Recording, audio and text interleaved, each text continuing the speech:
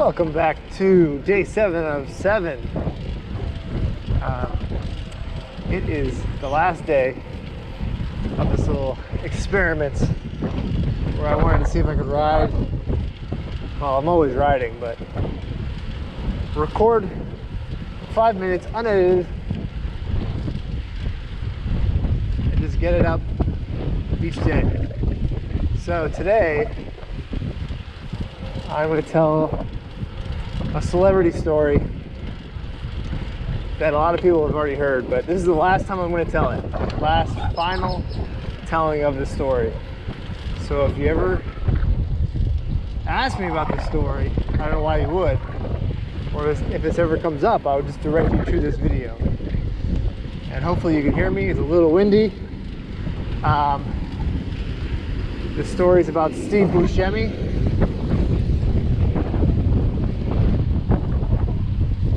Some might consider him a celebrity. I mean, he's a pretty big actor, right? Anyway, I used to live in Park Slope, Brooklyn, and he's well known for living in Park Slope. He lived, well, I won't say where he lived, but he lived a block away from us, which we discovered one day when we were doing our laundry. Him and his wife walked by, so Sophia and myself were waiting for our laundry to dry, so we're like, let's just take a little walk and follow them. So we followed them back, to their block, and watched them walk inside, and we're like, okay, great. He lives a block away from us. And then we'd see him from time to time around the neighborhood. He used to go to this Italian restaurant on the 7th Avenue called, I think it was called Sotto Voce. And I did not think it was that good, that place.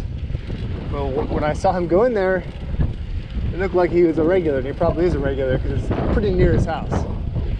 Anyway, one day we were waiting on the subway, F line, 7th Avenue stop. Like every day, I'm there with Sophia, going into work together. And she's like, oh, hey, there's Steve Buscemi. I look over and Steve's there with his wife. Okay, cool, whatever. And then this woman comes walking along, and she's got a large art portfolio in her hand, like a big briefcase. And she's walking right next to the edge of the tracks. And she drops her art portfolio into the tracks, of course. And everyone kind of gathers around. She's like, I need that today, I need that for today, I don't know, interview or something or other. She needs a portfolio super bad. We're like, don't jump down. Go upstairs, tell them to stop the trains, they'll have somebody go get it, yada, yada, yada. And anyway, we're just like, don't jump down there. She's like, but I need it. And so I turn back to Sophia, I look at Sophia, and I turn back to where this woman's standing. She's in the tracks. And we're like, shit. And she throws her portfolio up onto the platform.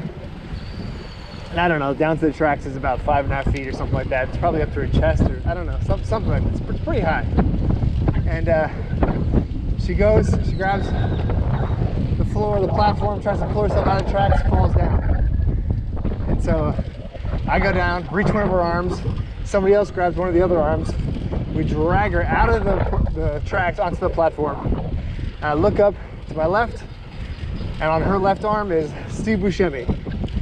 So I saved this woman with Steve Buscemi's help. And I've always, not always, but I look around once in a while, like, hey, Steve Buscemi's on like this movie tour. Like, has he talked about this in some random interview? They get asked a lot of questions, and he never has. So if you're in some sort of movie freak journalist, I want you to ask Steve Buscemi about a time that he's ever saved somebody's life. Because I want to see if he mentions this, and I want to see if he mentions me, some random nerd. So that is the story of Steve Buscemi and myself saving a woman. Being heroes, regular New York City heroes that you always hear about. Okay, that's it, bye.